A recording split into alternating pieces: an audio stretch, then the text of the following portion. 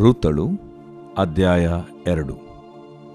ನೊವೊಮಿಯ ಗಂಡನಾದ ಎಲೀಮೆಲೆಕನ ಗೋತ್ರದಲ್ಲಿ ಬೋವಜನೆಂಬ ಒಬ್ಬ ಧನವಂತನಾದ ಸಂಬಂಧಿ ಇದ್ದನು. ಮೋವಾಬ್ಯಳಾದ ರೂತಳು ನೊವೊಮಿಗೆ, ನಾನು ಹೋಗಿ ಯಾವನು ನನಗೆ ದಯೆ ತೋರಿಸುವನೋ ಅವನ ಹೊಲದಲ್ಲಿ ಹಕ್ಕಲ ತೆನೆಗಳನ್ನು ಕೂಡಿಸಿಕೊಂಡು ಬರುವೆನು ಅಂದಳು. ಅದಕ್ಕವಳು, ನನ್ನ ಮಗಳೇ ಹೋಗು ಎನ್ನಲು ಆಕೆಯು ದೈವಯೋಗದಿಂದ ಎಲೀಮೆಲೆಕನ ಗೋತ್ರದವನಾದ ಬೋವಜನ ಸ್ವಾಸ್ಥ್ಯವಾಗಿದ್ದ ಹೊಲಕ್ಕೆ ಹೋಗಿ ಕೊಯ್ಯುವವರ ಹಿಂದಿನಿಂದ ಹಕ್ಕಲಾಯುತ್ತಾ ಇದ್ದಳು. ಆಗ ಬೋವಜನು ಬೇತ್ಲೆಹೇಮಿನಿಂದ ಹೊಲಕ್ಕೆ ಬಂದು ಕೊಯ್ಯುವವರಿಗೆ, ಯೆಹೋವನು ನಿಮ್ಮ ಸಂಗಡ ಇರಲಿ ಅಂದನು. ಅವರು, ಯೆಹೋವನು ನಿನ್ನನ್ನು ಆಶೀರ್ವದಿಸಲಿ ಎಂದು ಹರಸಿದರು. ಬೋವಜನು ಕೊಯ್ಯುವವರ ಮೇಲಿರಿಸಿದ ತನ್ನ ಸೇವಕನನ್ನು, ಇವಳು ಯಾರ ಹುಡುಗಿ ಎಂದು ಕೇಳಿದ್ದಕ್ಕೆ ಅವನು, ನೊವೊಮಿಯ ಸಂಗಡ ಬಂದ ಮೋವಾಬ್ ಸ್ತ್ರೀಯು. ಇವಳು ಕೊಯ್ಯುವವರ ಹಿಂದಿನಿಂದ ಸಿವುಡುಗಳ ಮಧ್ಯದಲ್ಲಿ ಹಕ್ಕಲಾಯ್ದುಕೊಳ್ಳುವ ಹಾಗೆ ತನಗೆ ಅಪ್ಪಣೆಯಾಗಬೇಕೆಂದು ಕೇಳಿಕೊಂಡಳು. ಈಕೆಯು ಮನೆಯಲ್ಲಿ ಹೆಚ್ಚಾಗಿ ಕಾಲ ಕಳೆಯಲಿಲ್ಲ. ಬೆಳಿಗ್ಗೆ ಬಂದವಳು ಇನ್ನೂ ಇಲ್ಲಿಯೇ ಇದ್ದಾಳೆ ಅಂದನು. ಆಗ ಬೋವಜನು ರೂತಳಿಗೆ, ನನ್ನ ಮಗಳೇ ಕೇಳು, ನನ್ನ ಹೊಲವನ್ನು ಬಿಟ್ಟು ಬೇರೆಯವರ ಹೊಲಕ್ಕೆ ಹೋಗಬೇಡ. ನನ್ನ ಹೆಣ್ಣಾಳುಗಳ ಜೊತೆಯಲ್ಲೇ ಇದ್ದುಕೊಂಡು ನನ್ನ ಆಳುಗಳು ಕೊಯ್ಯುವುದಕ್ಕೋಸ್ಕರ ಯಾವ ಹೊಲಕ್ಕೆ ಹೋಗುತ್ತಾರೋ ಆ ಹೊಲಕ್ಕೆ ನೀನೂ ಹೋಗು.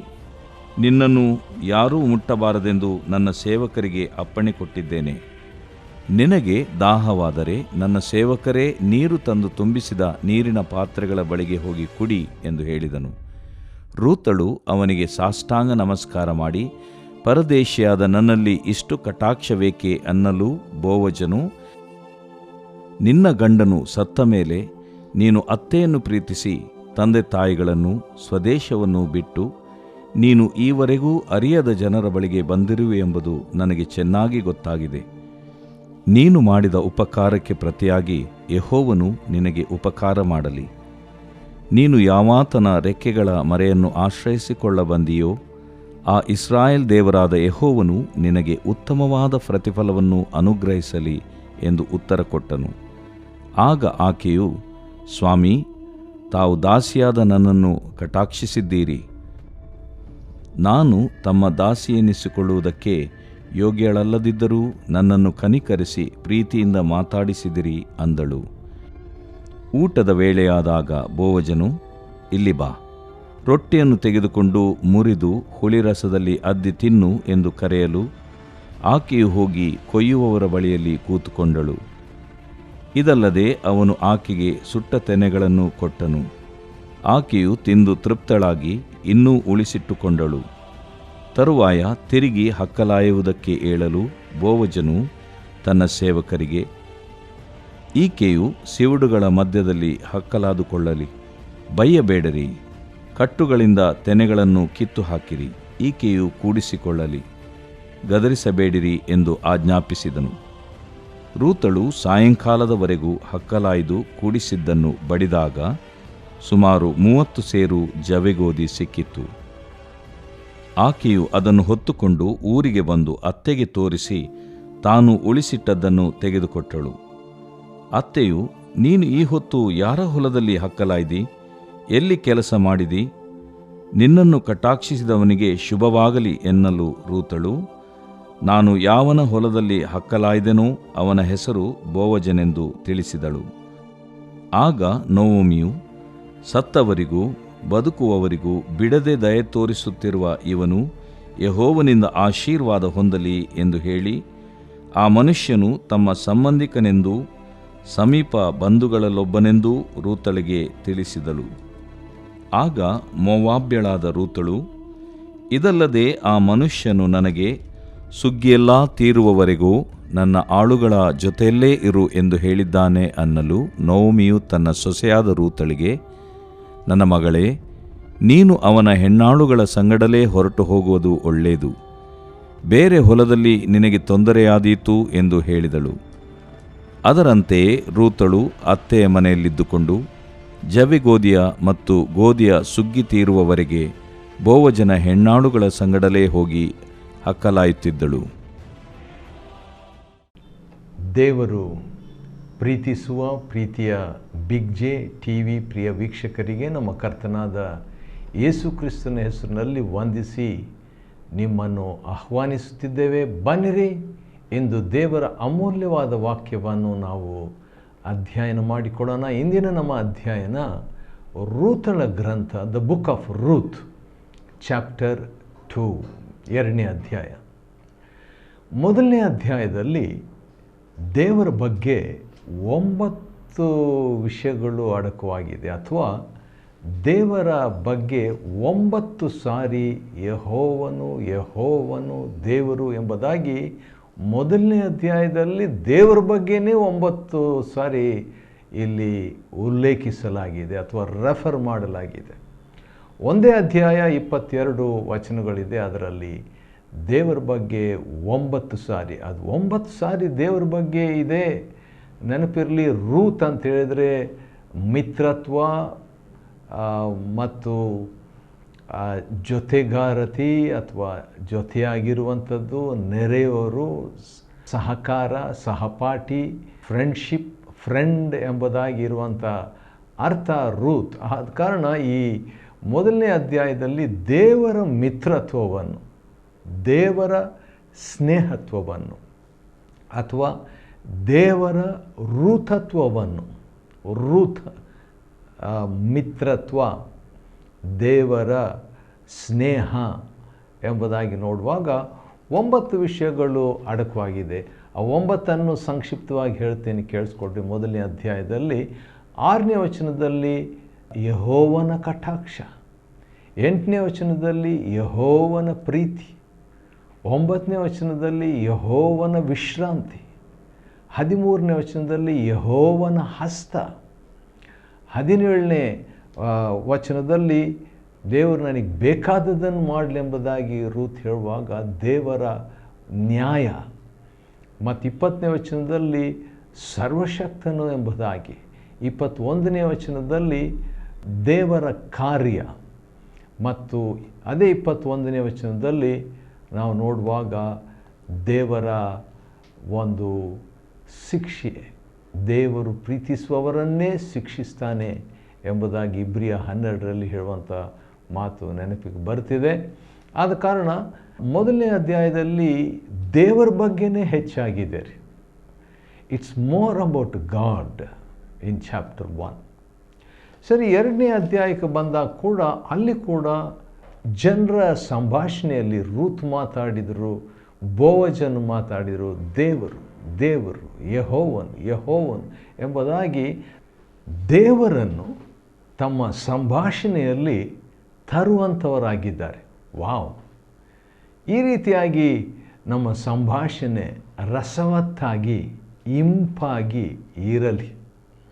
ನಾವು ಮಾತನಾಡುವಾಗ ದೇವರನ್ನು ನಾವು ಕೇಂದ್ರೀಕರಿಸಿದಂಥವರಾಗಿ, ಅದು ಹುದುವಾದಂಥ ಒಂದು ಸಂಪರ್ಕನೇ ಆಗಿರ್ಬೋದು, ಅಥವಾ ಸಂಸರ್ಗನೇ ಆಗಿರ್ಬೋದು, ಸಂಭಾಷಣೆ ಆಗಿರ್ಬೋದು, ಅದರಲ್ಲಿ ಕೂಡ ದೇವರನ್ನು ತರುವಂಥದ್ದು ಬಹಳ ಒಳ್ಳೆಯ ಒಂದು ಸಂಗತಿ, ಒಳ್ಳೆಯ ಒಂದು ಅಭ್ಯಾಸ ಅಂತ ನಾನು ಹೇಳ್ತೇನೆ ರೀ. ಸರಿ, 2ನೇ ಅಧ್ಯಾಯ ರೂತಳ ಗ್ರಂಥದಲ್ಲಿ ನಾವು ನೋಡುವಾಗ ದೇವರ ಬಗ್ಗೆ ಏನು ಈ ಅಧ್ಯಾಯದಲ್ಲಿ ನಾವು ನೋಡ್ತೀವಿ ಏನಂದರೆ, ಮೊದಲನೇದಾಗಿ 2ನೇ ಅಧ್ಯಾಯ 3ನೇ ವಚನ ರೂತಳ ಗ್ರಂಥದಲ್ಲಿ ದೈವಯೋಗ ಎಂಬುದಾಗಿ ಒಂದು ಪದ ಬಂದಿದೆ. ಅಂದರೆ ದೇವರ ಸಾರ್ವಭೌಮತ್ವದ ಬಗ್ಗೆ ಅಲ್ಲಿ ನಾವು ನೋಡ್ತೀವಿ. We see the sovereignty of God. ದೇವರು ಯಾರ್ಯಾರನ್ನು ಲಿಂಕ್ ಮಾಡ್ತಾರೆ, ಯಾರ್ಯಾರನ್ನು ಸಂಬಂಧಿಸ್ತಾರೆ, ಸಮೀಪ ಸಂಬಂಧಿಯನ್ನು ಯಾವ ರೀತಿಯಾಗಿ ಪುಸ್ತಕದಲ್ಲಿ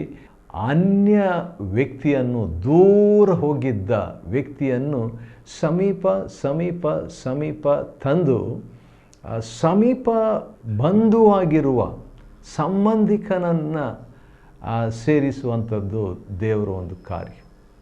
ಎಲ್ಲೋ ದೂರ ಮೋವಾಬ್, ಅನ್ಯ ದೇಶದಲ್ಲಿದ್ದಂಥ ವ್ಯಕ್ತಿಯನ್ನು ದೇವರು ಬೆತ್ಲೆಹೇಮ್ ಎಂಬ ತನ್ನ ಊರಿಂದ, ರೊಟ್ಟಿಯ ಮನೆಯಿಂದ ದೂರ ಹೋಗಿ ಆ ಅನ್ಯ ದೇಶದ ಒಬ್ಬ ಸ್ತ್ರೀಯನ್ನು ಆ ವ್ಯಕ್ತಿ ಮದುವೆಯಾಗಿ ಮತ್ತು ಅಲ್ಲೇ ಸತ್ತು ಹೋಗಿ ಮತ್ತೆ ಅತ್ತೆಯೊಂದಿಗೆ ಆಕೆ ಬಂದು ಸ್ವದೇಶಕ್ಕೆ ಬಂದಾಗ ಹತ್ತಿರ ಸಂಬಂಧಿಕನನ್ನು ಭೇಟಿಯಾಗುವಂಥ ಒಂದು ಅನುಭವ ಅದೇನು ತೋರಿಸ್ತದೆ, ಯಾವ ರೀತಿಯಾಗಿ ಅನ್ಯರು, ದೂರದಲ್ಲಿದ್ದಂಥ ಅನ್ಯರನ್ನು ದೇವರು ಯಾವ ರೀತಿಯಾಗಿ ಸಾರ್ವಭೌಮನಾಗಿ ಸಮೀಪ ಸಂಬಂಧಿಯಾದಂಥ ರಕ್ಷಕನನ್ನು ಪರಿಚಯಿಸ್ತಾನೆಂಬಂಥದ್ದನ್ನು ಈ ಪುಸ್ತಕದಲ್ಲಿ ನಾವು ನೋಡ್ತೇವೆ. 2ನೇ ಅಧ್ಯಾಯದಲ್ಲಿ ಮತ್ತು 3ನೇ ವಚನ ದೈವಯೋಗ, 4ನೇ ವಚನದಲ್ಲಿ ಯೆಹೋವನು ನಿಮ್ಮ ಸಂಗಡ ಇರಲಿ ಎಂಬಂಥ ದೇವರ ಬಗ್ಗೆ ಒಂದು ಮಾತು. 2ನೇ ಅಧ್ಯಾಯ 5ನೇ ವಚನ ರೂತೊಳ ಗ್ರಂಥದಲ್ಲಿ ದೇವರು ನಿನ್ನನ್ನು, ಅಂದರೆ ಯೆಹೋವ ನಿನ್ನನ್ನು ಆಶೀರ್ವದಿಸಲಿ ಎಂಬಂಥ ಮಾತು ಬರ್ತದೆ. 2:12ನೇ ವಚನದಲ್ಲಿ ಯೆಹೋವ ನಿನಗೆ ಉಪಕಾರ ಮಾಡಲಿ ಎಂಬಂಥ ಮಾತು. 2ನೇ ಅಧ್ಯಾಯ ಅದೇ 12ನೇ ವಚನದಲ್ಲಿ ದೇವರು ನಿನಗೆ ಉತ್ತಮ ಪ್ರತಿಫಲವನ್ನು ಕೊಡಲಿ ಎಂಬುದಾಗಿ, ಮತ್ತು 2ನೇ ಅಧ್ಯಾಯ 20ನೇ ವಚನದಲ್ಲಿ ಹೌದು ನಿನಗೆ ಆಶೀರ್ವಾದ ನಿನಗೆ ಹೊಂದಲಿ ಎಂಬಂಥ ಮಾತು ಇದೆ ರೀ. ಅಂದರೆ ಒಟ್ಟು ಈ ಎಲ್ಲ ಸಂಭಾಷಣೆಗಳಲ್ಲಿ ದೇವರು ಫೋಕಸ್, ಕೇಂದ್ರೀಕೃತನಾಗಿರುವಂಥದ್ದನ್ನು ನಾವು ನೋಡ್ತೇವೆ. ಒಳ್ಳೆಯ ಒಂದು ಸಂಭಾಷಣೆ, ನಮ್ಮ ಸಂಭಾಷಣೆಯಲ್ಲಿ ದೇವರನ್ನು ಕೇಂದ್ರಿತವಾದಂಥ ಒಂದು ಅನುಭವ ಇರಲಿ.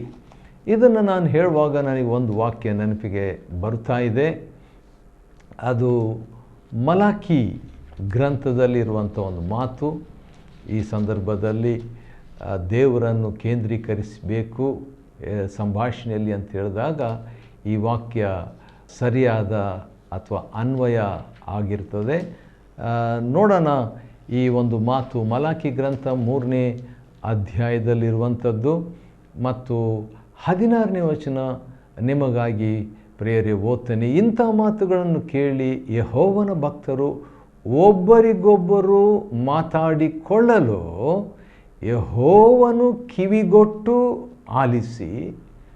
ನೋಡ್ರಿ, ದೇವರ ಭಕ್ತರು ಒಬ್ಬರಿಗೊಬ್ಬರು ಮಾತನಾಡಿಕೊಳ್ತಾ ಇದ್ದಾಗ ದೇವರು ಯೆಹೋವನು ಕಿವಿಗೊಟ್ಟು ಆಲಿಸಿ ಭಯಭಕ್ತಿಯಿಂದ ತನ್ನ ನಾಮ ಸ್ಮರಣೆ ಮಾಡುವವರ ಹೆಸರುಗಳನ್ನು ತನ್ನ ಮುಂದೆ ಇರುವ ಆ ಜ್ಞಾಪಕದ ಪುಸ್ತಕದಲ್ಲಿ ಬರೆಯಿಸಿದನು. ಮಲಾಕಿ 3:16. ಹೌದು, ಯೋಹಾನ 3:16 ನಮಗೆ ಗೊತ್ತು, ಮಲಾಕಿ 3:16 ಕೂಡ ಗೊತ್ತಿರಬೇಕು. ಯಾಕಂದರೆ ಒಬ್ರಿಗೊಬ್ಬರು ನಾವು ಮಾತನಾಡುವಾಗ ದೇವರ ಮಾತನ್ನು ಕೇಳಿಸ್ಕೊಂಡು ಆ ಭಯಭಕ್ತಿಯುಳ್ಳಂಥವರ ಹೆಸರನ್ನು ತನ್ನ ಮುಂದಿರುವಂಥ ಪುಸ್ತಕದಲ್ಲಿ ಬರಿತಾನೆಂಬುದಾಗಿ.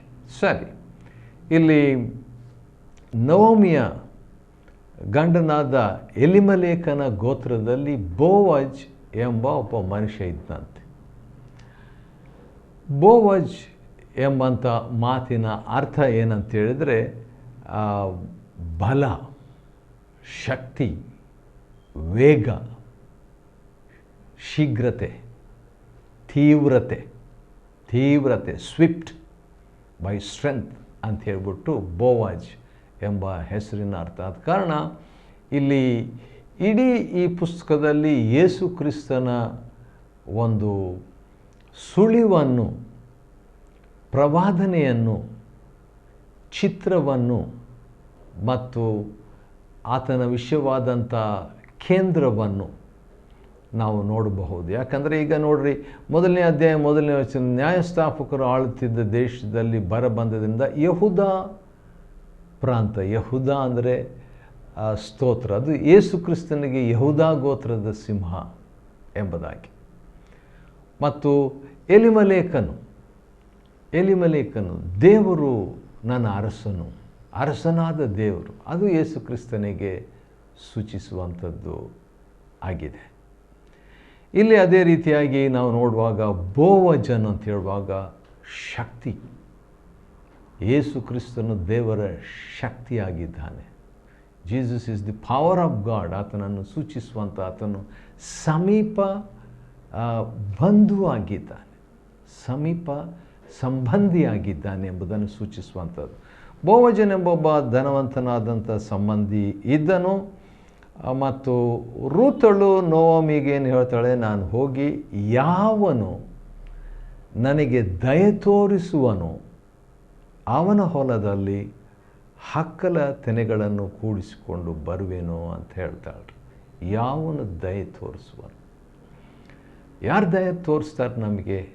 ನಮ್ಮ ಕರ್ತನಾದ ಯೇಸು ಮಾತ್ರವೇ ನಿಸ್ಸಹಾಯಕರಾದ ನಮ್ಮ ಜೀವನದಲ್ಲಿ ನನ್ನನ್ನು ಕಂಡು ಆತನು ಸಹಾಯ ಮಾಡಿದ್ದಾನೆ, ದಯೆ ತೋರಿಸಿದ್ದಾನೆ. ಅಲ್ಲಿ ಕೂಡ ಯೇಸು ಕ್ರಿಸ್ತನ ಚಿತ್ರವನ್ನು ನಾವು ನೋಡ್ತೀವ್ರಿ. ಆಯ್ತು ಮಗಳೇ ಹೋಗಿ ಬಾ ಅಂತ ಹೇಳ್ಬಿಟ್ಟು ಅತ್ತೆಯ ಆಶೀರ್ವಾದದಿಂದ ಈ ಹೊಲಕ್ಕೆ, ಬೋವಜನ ಸ್ವಾಸ್ಥ್ಯವಾಗಿದ್ದ ಹೊಲಕ್ಕೆ ಹೋಗಿ ಕೊಯ್ಯುವವರ ಹಿಂದಿನಿಂದ ಆಕೆ ಕೆಲಸ ಮಾಡ್ತಾ ಇದ್ದಾಗ ಬೋವಜನು ಬೆತ್ಲೆಹೇಮಿನಿಂದ ಹೊಲಕ್ಕೆ ಬಂದು, ರೊಟ್ಟಿಯ ಮನೆಯಿಂದ ಹೊಲಕ್ಕೆ ಬಂದು ಅವನು ಕೊಯ್ಯುವವರಿಗೆ ಏನಂತ ಹೇಳ್ತಾನೆ, ಯೆಹೋವನು ನಿಮ್ಮ ಸಂಗಡ ಇರಲಿ ಎಂಬುದಾಗಿ. ಆ ಕಾಲದಲ್ಲಿ ಆ ರೀತಿಯಾಗಿ ಒಬ್ಬರನ್ನೊಬ್ಬರು ಬ್ಲೆಸ್ ಮಾಡ್ತಾ ಇರುವಂಥ ಒಂದು ಅನುಭವ. The lord be with you, ಕರ್ತನು ನಿಮ್ಮ ಸಂಗಡ ಇರಲಿ ಅಂದನು. ಅವರು ಯೆಹೋವನನ್ನು ಆಶೀರ್ವದಿಸಲಿ ಎಂದು ಹರಸಿದರು. ನೋಡ್ರಿ, ಒಬ್ರಿಗೊಬ್ಬರು ಹೇಗೆ ಮಾತಾಡಿಕೊಳ್ತಿದ್ದಾರೆ. ಯಜಮಾನನು ಊರಿಂದ ಬಂದು ಕೆಲಸಗಾರರಿಗೆ ಯೆಹೋವನು ನಿಮ್ಮ ಸಂಗಡ ಇರಲಿ ಅಂತ ಹೇಳಿದಾಗ 4ನೇ ವಚನ, ಕೆಲಸಗಾರರು ಏನಂತ ರಿಪ್ಲೈ ಕೊಟ್ಟರು, ಯೆಹೋವನು ನಿನ್ನನ್ನು ಆಶೀರ್ವದಿಸಲಿ ಎಂಬುದಾಗಿ ಬ್ಲೆಸ್ ಮಾಡ್ತಾರೆ ಯಜಮಾನನಿಗೆ. ಎಂಥ ಒಂದು ಒಳ್ಳೆಯ ಅಭ್ಯಾಸ. ಇದನ್ನು ನಾವು ಕುಟುಂಬದಲ್ಲಿ ಕೂಡ ನಾವು ಅನ್ವಯಿಸಿಕೊಳ್ಳುವಂಥದ್ದು ಒಳ್ಳೆಯದು. ಸ್ವಲ್ಪ ಮಟ್ಟಿಗೆ ಅದನ್ನು ನಾನು ಫಾಲೋ ಮಾಡ್ತಾ ಇದ್ದೀನಿ. ಆಶೀರ್ವದಿಸುವಂಥದ್ದು, ಕುಟುಂಬದ ವ್ಯಕ್ತಿಗಳನ್ನು ಒಬ್ಬೊಬ್ಬರಾಗಿ ಆಶೀರ್ವದಿಸುವಂಥದ್ದು.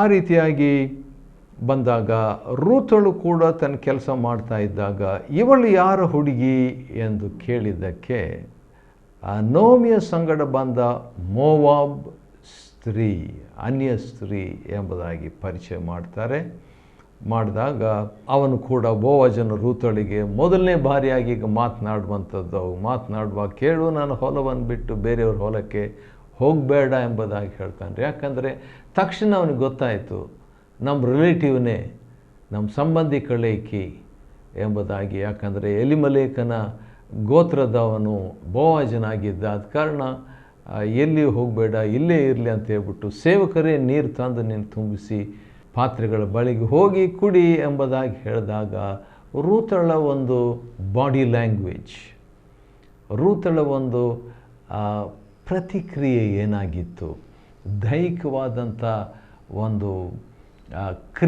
ಪ್ರತಿಕ್ರಿಯೆ ಏನಾಗಿತ್ತು ಅಂತ ಹೇಳ್ಬಿಟ್ಟು ನೋಡುವಾಗ 10ನೇ ವಚನ, 2ನೇ ಅಧ್ಯಾಯದ 10ನೇ ವಚನದಲ್ಲಿ ರೂತಳು ಅವನಿಗೆ ಸಾಷ್ಟಾಂಗ ನಮಸ್ಕಾರ ಮಾಡಿ, ಅಂದರೆ ಇಷ್ಟು ಆಕೆ ಬೆಳಗ್ಗೆನೇ ಹೇಳಿ ಬಂದಿದ್ದಾಳೆ ಅತ್ತೆಗೆ, ಯಾರು ದಯೆ ತೋರಿಸ್ತಾರೋ ಅವರು ಹೊಲಕ್ಕೆ ಹೋಗಿ ನಾನು ಕೆಲಸ ಮಾಡ್ತೀನಿ ಎಂಬುದಾಗಿ ಹೇಳಿದಾಗ ಅತ್ತೆ ಕೂಡ ಆಯಿತು ಹೋಗು ನನ್ನ ಮಗಳೇ ಹೋಗು ಅಂತೇಳ್ಬಿಟ್ಟು ಹೇಳಿದಾಗ ಆಕೆ ದೈವಯೋಗದಿಂದ ಎಲಿಮಲೇಕನ ಗೋತ್ರದವನಾದ ಬೋವಜನಿಗೆ ಹೊಲಕ್ಕೆ ಬಂದುಬಿಡ್ತಾಳ್ರಿ. ಅತ್ತೆ ಅಲ್ಲಿಗೆ ಹೋಗು ಅಂತ ಹೇಳಿಲ್ಲ, ಬ್ಲೆಸ್ ಮಾಡಿ ಕಳಿಸ್ತಾಳೆ. ಆದರೆ ಇಲ್ಲಿ ದೇವರ ಸಾರ್ವಭೌಮತ್ವ, ಈ ರಿಲೇಟಿವ್ಸ್ ಮನೆಗೆ ದೇವರು ಆಕೆಯನ್ನು ಕರ್ಕೊಂಡು ಬಂದಾಗ ಆಕೆ ಏನು ಮಾತಾಡಲಿಕ್ಕಾಗದೆ ಆಕೆ ಸಾಷ್ಟಾಂಗ ನಮಸ್ಕಾರ ಮಾಡಿಬಿಟ್ಟು ಒಂದು ಮಾತು ಹೇಳ್ತಾಳ್ರಿ, ಭಾಳ ಚೆನ್ನಾಗಿದೆ. ಅದೇನಂತ ಹೇಳಿದ್ರೆ, ಪರದೇಶಿಯಾದ ನನ್ನಲ್ಲಿ ಇಷ್ಟು ಕಟಾಕ್ಷ ಬೇಕೆ ಅಂತ ಹೇಳ್ತಾನೆ. ಆಕೆ ಹೇಳ್ತಾಳೆ, ಯಾರು ರೂತ್ ಫ್ರೆಂಡ್ಶಿಪ್ ಬಂದು ನನ್ನ ಮೇಲೆ, ನನ್ನ ಅನ್ಯಳು ಪರದೇಶಿ, ನನ್ನ ಮೇಲೆ ಇಷ್ಟು ಕಟಾಕ್ಷ ಯಾಕೆ ಅಂತ ಹೇಳಿದಾಗ ಈಗ ಆಕೆಗೆ ಹಿಸ್ಟ್ರಿಯನ್ನೇ, ಚರಿತ್ರೆಯನ್ನೇ ಬೋವಜನು ಹೇಳ್ತಾನೆ ರೀ. ಬೋವಜನು ಏನು ಹೇಳ್ತಾನೆ 11ನೇ ವಚನದಲ್ಲಿ, ನಿನ್ನ ಗಂಡನು ಸತ್ತ ಮೇಲೆ ನೀನು ಅತ್ತೆಯನ್ನು ಪ್ರೀತಿಸಿ ತಂದೆ ತಾಯಿಗಳನ್ನು ಸ್ವದೇಶವನ್ನು ಬಿಟ್ಟು ನೀನು ಈವರೆಗೂ ಅರಿಯದ ಜನರ ಬಳಿಗೆ ಬಂದಿರುವೆ ಎಂಬುದು ನನಗೆ ಚೆನ್ನಾಗಿ ಗೊತ್ತಿದೆ. ರಿಲೇಟಿವ್ಸ್ ಅಲ್ವಾ, ಒಬ್ಬರಿಗೊಬ್ಬರು ಸಂಬಂಧಿಕರು, ಆದ ಕಾರಣ ಇವನು ಚೆನ್ನಾಗಿ ಗೊತ್ತಿದೆ ನಿನ್ನ ಹಿಸ್ಟ್ರಿ, ನಿನ್ನ ಚರಿತ್ರೆ, ನಿನ್ನ ವೈಯಕ್ತಿಕ ಜೀವನ ಹೇಗಿತ್ತು, ನಿನ್ನ ಯಜಮಾನರು ಸತ್ತಿದ್ದು ನನಗೆ ಗೊತ್ತಿದೆ. ಅತ್ತೆಯನ್ನು ಪ್ರೀತಿಸಿ, ಆ ಮಾತು ಒಂದು ಕಾಮೆಂಟ್ರಿ ನಾನು ಹೇಳಬೇಕು. 2ನೇ ಅಧ್ಯಾಯ 11ನೇ ವಚನ ರೂತಳ ಗ್ರಂಥ. ಈಗ ನೋಡ್ರಿ, ಯಾರೇ ಇರಲಿ, ಅನ್ಯರಾದಂಥ ಯಾರೇ ಇರಲಿ, ದೇವರ ಆಶೀರ್ವಾದವನ್ನು ಸ್ವಲ್ಪ ಮಟ್ಟಿಗೆ ಹೊಂದಿದಂಥವರ ಸಂಬಂಧದಲ್ಲಿ ಬಂದಾಗ ಅವ್ರಿಗೂ ಆ ಆಶೀರ್ವಾದದಲ್ಲಿ ಒಂದು ಪಾಲು. ಅಬ್ರಹಾಮನ ಆಶೀರ್ವಾದ ಯಹೂದ್ಯರಿಗೆ ಬಹಳಷ್ಟು ಬಂತು. ಯಹೂದ್ಯರು ಎಲ್ಲರೂ ಭಕ್ತಿವಂತರಲ್ಲ, ಆದರೆ ಅಬ್ರಹಾಮನ ಆಶೀರ್ವಾದ ಅವರಿಗೆ ನೇರವಾಗಿ ಅನೇರವಾಗಿ ಬಂದಿದೆ. ಅಬ್ರಹಾಮನ ಜೊತೆಯಲ್ಲಿದ್ದಂಥ ಪ್ರತಿಯೊಬ್ಬೊಬ್ಬರಿಗೂ ಬಂತು. ಆದಿಕಾಂಡ ಅಧ್ಯಯನ ಮಾಡಿಕೊಳ್ಳುವಾಗ ಅದನ್ನು ನಾವು ನೋಡಿದ್ವಿ. ಅಬ್ರಹಾಮನ ದಾಸಿಗೂ ಆಶೀರ್ವಾದ ಬಂದುಬಿಡ್ತು. ಅಬ್ರಹಾಮನ ಸಂಬಂಧಿಕ ಲೋಟನಿಗೂ ಆಶೀರ್ವಾದ ಬಂದುಬಿಡ್ತು. ಅಬ್ರಹಾಮನ ಕೆಲಸದವರಿಗೂ ಆಶೀರ್ವಾದ ಬಂದುಬಿಡ್ತು.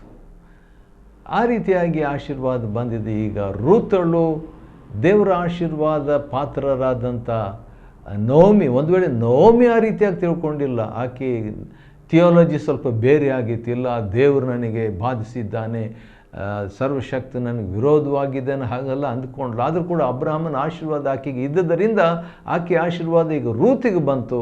ಆದ ಕಾರಣ ಬೋವಾಜನ ಹೇಳ್ತಾನೆ, ಯೆಹೋವನು ನಿನಗೆ ಉಪಕಾರ ಮಾಡಲಿ, ನೀನು ಯಾವಾತನ ರೆಕ್ಕೆಗಳ ಮರೆಯನ್ನು ಆಶ್ರಯಿಸಿಕೊಳ್ಳಬೇಕಂತ ಬಂದಿದೆಯೋ ಆ ಇಸ್ರಾಯೇಲ್ ದೇವರಾದ ಯೆಹೋವನಿಗೆ ಉತ್ತಮವಾದ ಪ್ರತಿಫಲವನ್ನು ಅನುಗ್ರಹಿಸಲಿ ಎಂಬುದಾಗಿ ಹೇಳ್ತಾನೆ ರೀ. ಆ ರೀತಿಯಾಗಿ ಆಕೆ ಹೋಗಿ ಆ ಹೊಲದಲ್ಲಿ ಕೆಲಸ ಮಾಡಿ ಅನಂತರ 30 ಸೇರು ಆಶೀರ್ವಾದವನ್ನು ತಕ್ಕೊಂಡು, ಯಾಕಂದರೆ 17ನೇ ವಚನದಲ್ಲಿ ಸುಮಾರು 30 ಸೇರು ಒಂದೇ ದಿನದಲ್ಲಿ, ಅದು 1 ತಿಂಗಳು ಬೇಕಾದ ರೇಷನ್ ಒಂದೇ ದಿನದಲ್ಲಿ ಆಕೆಗೆ ಸಿಕ್ಬಿಡ್ತು. ಅದನ್ನು ತಕ್ಕೊಂಡು ಅತ್ತೆಗೆ ಬಂದಾಗ ಇವನು ಯೆಹೋವನಿಂದ ಆಶೀರ್ವಾದ ಹೊಂದಲಿ ಅಂತ ಹೇಳ್ಬಿಟ್ಟು ಅತ್ತೆ ಕೂಡ ನವಮಿ ಕೂಡ ಬೋವಜನನ್ನು ಆಶೀರ್ವದಿಸ್ತಾಳೆ. ಆ ರೀತಿಯಾಗಿ ಆ ಒಂದು ಸುಗ್ಗಿಯ ಕಾಲದಲ್ಲಿ ನಡೆದಂಥ ಒಂದು ಘಟನೆಯನ್ನು 2ನೇ ಅಧ್ಯಾಯದಲ್ಲಿ ನಾವು ರೂತಳ ಗ್ರಂಥದಲ್ಲಿ ನೋಡ್ತೇವೆ.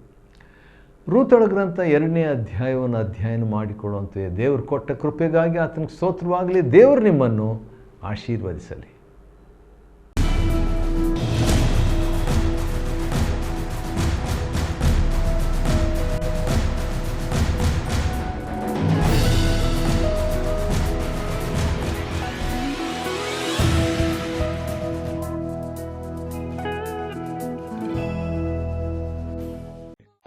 Chapter 2. And Naomi had a kinsman of her husband's, a mighty man of wealth, of the family of Elimelech, and his name was Boaz. And Ruth the Moabitess said unto Naomi, Let me now go to the field, and glean ears of corn after him, in whose sight I shall find grace. And she said unto her, Go, my daughter. And she went, and came, and gleaned in the field after the reapers. And her hap was to light on a part of the field belonging unto Boaz, who was of the kindred of Elimelech. And behold, Boaz came from Bethlehem, and said unto the reapers, The Lord be with you. And they answered him, The Lord bless thee. Then said Boaz unto his servant that was set over the reapers, Whose damsel is this? And the servant that was set over the reapers answered and said, It is the Moabitish damsel that came back with Naomi out of the country of Moab. And she said, I pray you, let me glean and gather after the reapers among the sheaves. So she came, and hath continued even from the morning until now, that she tarried a little in the house. Then said Boaz unto Ruth, Hearest thou not, my daughter? Go not to glean in another field, neither go from hence, but abide here fast by my maidens. Let thine eyes be on the field that they do reap, and go thou after them. Have I not charged the young men that they shall not touch thee? And when thou art athirst, go unto the vessels, and drink of that which the young men have drawn. Then she fell on her face, and bowed herself to the ground, and said unto him, Why have I found grace in thine eyes, that thou shouldest take knowledge of me, seeing I am a stranger? And Boaz answered and said unto her, It hath fully been shewed me, all that thou hast done unto thy mother-in-law, since the death of thine husband, and how thou hast left thy father and thy mother, and the land of thy nativity, and art come unto a people which thou knewest not heretofore. The Lord recompense thy work, and a full reward be given thee of the Lord God of Israel, under whose wings thou art come to trust. Then she said, Let me find favor in thy sight, my Lord, for that thou hast comforted me, and for that thou hast spoken friendly unto thine handmaid, though I be not like unto one of thine handmaidens. And Boaz said unto her, At mealtime come thou hither, and eat of the bread, and dip thy morsel in the vinegar. And she sat beside the reapers, and he reached her parched corn, and she did eat, and was sufficed, and left. And when she was risen up to glean, Boaz commanded his young man, saying, Let her glean even among the sheaves, and reproach her not, and let fall also some of the handfuls of purpose for her, and leave them, that she may glean them, and rebuke her not. So she gleaned in the field until even, and beat out that she had gleaned, and it was about an ephah of barley. And she took it up, and went into the city. And her mother-in-law saw what she had gleaned, and she brought forth and gave to her that she had reserved after she was sufficed. And her mother-in-law said unto her, Where hast thou gleaned today, and where wroughtest thou? Blessed be he that did take knowledge of thee. And she shewed her mother-in-law with whom she had wrought, and said, The man's name with whom I wrought today is Boaz. And Naomi said unto her daughter-in-law, Blessed be he of the Lord, who hath not left off his kindness to the living and to the dead. And Naomi said unto her, The man is near of kin unto us, one of our next kinsmen. And Ruth the Moabitess said, He said unto me also, Thou shalt keep fast by my young men, until they have ended all my harvest. And Naomi said unto Ruth her daughter-in-law, It is good, my daughter, that thou go out with his maidens, that they meet thee not in any other field. So she kept fast by the maidens of Boaz, to glean unto the end of barley harvest and of wheat harvest, and dwelt with her mother-in-law.